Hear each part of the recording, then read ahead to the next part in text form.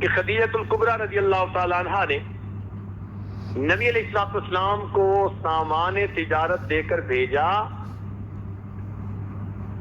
تو نبی علیہ السلام نے اس کو جا کر بیچا۔ رزق کے اندر برکت کیسے ہو اس کے چند اصول ہیں۔ پہلا اصول تو یہ ہے کہ جو آدمی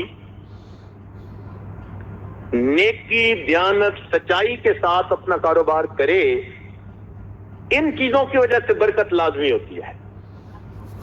دلیل اس کی کہ خدیجہ الکبریٰ رضی اللہ تعالی عنہا نے نبی علیہ السلام کو سامان تجارت دے کر بھیجا تو نبی علیہ السلام نے اس کو جا کر بیچا۔ صداقت، امانت، دیانت، فراست، ان چیزوں کو استعمال کیا۔ نتیجہ کیا نکلا کہ اس مال کا منافع عام معمول سے دگنا منافع ہوا، جس پر خدیجہ کبریٰ حیران ہوئی کہ بھئی اتنا زیادہ منافع روٹین میں ہوتا ہی نہیں تھا۔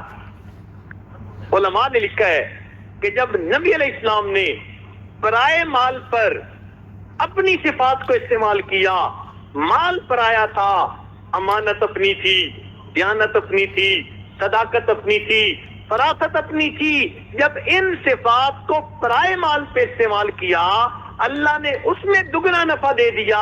اے بندے، تو ان صفات کو اپنے مال پہ استعمال کرے گا، اللہ تجھے کتنا نفع عطا فرما دے۔ اس لیے 10 میں سے 9 حصے رزق اللہ نے تجارت میں رکھا ہے، اور ایک حصہ رزق باقی نوکریوں میں۔ اور یہ تجارت، یہ انبیاء کا کام۔ اس لیے دیانتدار تاجر قیامت کے دن انبیاء اور صدیقین کے ساتھ کھڑا کیا جائے گا، حالانکہ تجارت کرتا ہوگا۔ تو اس کے کچھ اصول ہیں۔ اگر انسان کو رزق کی پریشانی ہو تو اس کے لیے ایک تو وہ کثرت سے استغفار کرے، کیونکہ ضرورت ہے نا۔ آج کئی دوست اس میں پریشان ہوتے ہیں، پوچھتے ہیں، تو بجائے الگ الگ کسی کو بتائیں، کیوں نہ دوستوں کو سب کو ہی بتا دیں، فائدہ ہو جائے گا، بلکہ یہ اور آگے کسی کو بتائیں گے، اللہ کی مخلوق کا فائدہ ہو جائے گا۔ تو رزق کی پریشانی دور کرنے کے لیے پہلا عمل انسان کثرت سے استغفار کرے۔ استغفر اللہ ربی من کل ذنب واتوب الیہ۔ اگر تو یہ پورا پڑھے تو بہت اچھا، کم از کم استغفر اللہ یہ تو ضرور ہی پڑھتا رہے۔ استغفروا ربکم انہ کان غفارا۔ دیکھو دلیل قرآن پاک سے، نوح علیہ السلام نے کیا کہا تھا؟ رب کے سامنے استغفار کرو، وہ تمہارے گناہوں کو بخشنے والا ہے۔ یرسل السماء علیکم مدرارا، بارشیں برسائے گا۔ ویمددکم باموال، مال سے تمہاری مدد کرے گا۔ تو استغفار سے اللہ تعالیٰ بندے کی مال سے مدد فرماتے، پھر بندوں کی مدد نہیں مانگنی پڑتی، پھر بندوں کے پروردگار کی مدد اترتی ہے۔ اور جب اللہ تعالیٰ کسی بندے کی مدد کرتے ہیں پھر اسی کشتی کو درمیان میں نہیں چھوڑتے، ہمیشہ کنارے لگا دیا کرتے ہیں۔ دوسری بات کہ جتنی حیثیت ہو اللہ تعالیٰ کے راستے میں صدقہ کرے۔ مثلا کچھ لوگ روزانہ صدقہ کرتے ہیں، یہ کہاں لکھا ہوا ہے کہ روزانہ آپ نے ہزاروں لاکھوں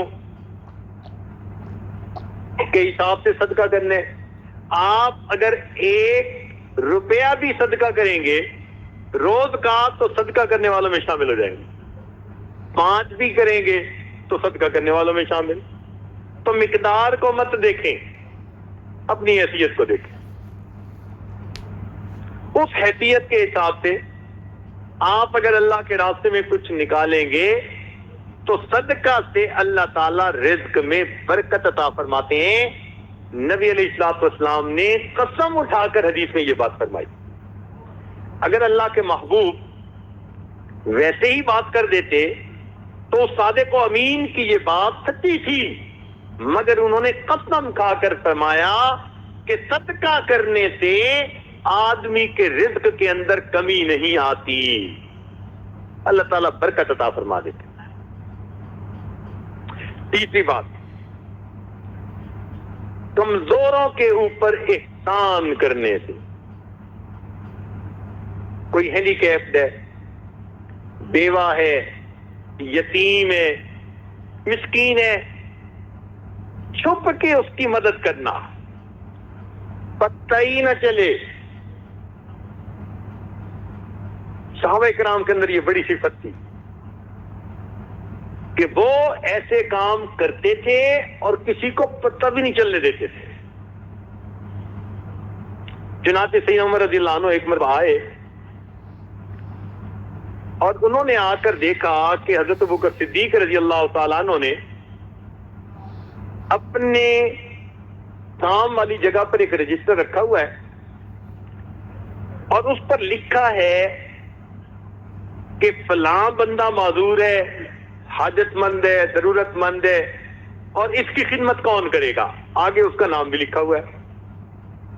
سارا رجسٹر دیکھا تو وہ خانے اور دیکھے، ایک جگہ لکھا تھا کہ یہ بیوہ ہے، بوڑھی ہے، اس کے گھر میں جھاڑو دینا ہے اور پانی بھرنا ہے، مگر آگے اس کے خدمت کرنے والے خانے میں کوئی نام نہیں تھا۔ ان لانوں نے رجسٹر دیکھا، انہوں نے نیت کر لی، اچھا بھائی اس کی خدمت میں کر لوں گا۔ چنانچہ اگلے دن فجر کے بعد اس کے گھر پہنچے، دروازے پہ دستک دی، اماں میں آپ کی خدمت کے لیے آیا ہوں۔ انہوں نے کہا جی خدمت کرنے والا تو آیا تھا، وہ خدمت کر کے چلا گیا۔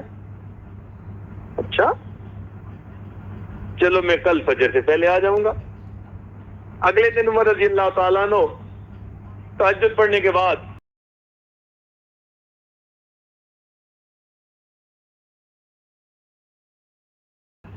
فجر سے پہلے ہی اس کے دروازے پر پہنچے کہ میں اس کی خدمت کروں گا، جھاڑو دوں گا، اس کا پانی بھر دوں گا۔ دستک دی، بڑھیا نے کہا جی کہ وہ تو کوئی آیا تھا، پانی بھی بھر گیا، جھاڑو بھی دے گیا۔ اچھا، وہ بھی عمر بن خطاب تھے، کہنے لگے اچھا پھر میں دیکھتا ہوں۔ اگلے دن عشاء پڑھ کے وہ راستے میں ایک جگہ چھپ کے بیٹھ گئے، کہنے لگے اب دیکھتا ہوں کون جاتا ہے خدمت کرنے والا۔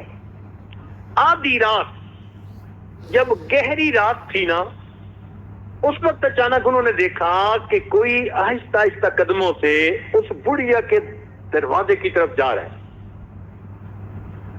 اللہ کھڑے ہو گئے، کہنے لگے من انتا، تو کون ہے؟ یہ پوچھا تو آگے جواب میں امیر المومنین سیدنا صدیق اکبر عنہ کی آواز آئی کہ میں ابو بکر ہوں۔ امیر المومنین آپ؟ کہ ہاں میں اس بڑھیا کی خدمت میں کرتا تھا اور میں نے اپنا نام لکھنا مناسب نہیں سمجھا تھا، اس لیے تمہیں خانہ خالی نظر آیا، ورنہ اس کا پانی تو میں رات کو آ کے بھر دیتا۔ اتنے میں انہوں نے کیا دیکھا کہ امیر المومنین کے پاؤں میں جوتی نہیں تھی۔ تو عمر لانا نے پوچھا امیر المومنین رات میں آپ ننگے پاؤں گلیوں میں چل رہے ہیں؟ امیر المومنین نے کہا ہاں، میں جوتا اس لیے نہیں پہنتا، میرے جوتوں کی آواز سے کسی کی نیند میں خلل نہ آ جائے، میرے جوتوں کی آواز سے کسی کی نیند میں خلل نہ آئے، میں رات کو ننگے پاؤں چل کے اس بڑھیا کا پانی بھر دیتا ہوں، اس کے گھر میں جھاڑو دے دیتا ہوں۔ ایسا اللہ کی رضا کے لیے کام کرتے تھے۔ تو ہم بھی اگر کسی پر احسان کریں تو یوں چھپ کے کریں۔ آج تو ہماری حالت ہی ہے نا کہ ہم دائیں ہاتھ سے گناہ کرتے ہیں، بائیں کو پتہ نہیں چلنے دیتے، ایسے چھپ کے گناہ کرتے ہیں۔ صحابہ کرام دائیں ہاتھ سے صدقہ کرتے تھے اور بائیں ہاتھ کو پتہ نہیں چلتا تھا۔ امام زین العابدین رحمۃ اللہ علیہ جب ان کی وفات ہوئی تو نہلانے والے نے، غسال نے دیکھا کہ ان کے کندھے کے اوپر نا ایک کالا سا نشان ہے۔ اللہ نے ان کو بڑا خوبصورت جسم دیا تھا، بڑے نازک بدن تھے، اور اللہ رب العزت نے سیمی تن بنایا تھا ان کو، اتنا خوبصورت جسم اور ایسا کالا سا نشان۔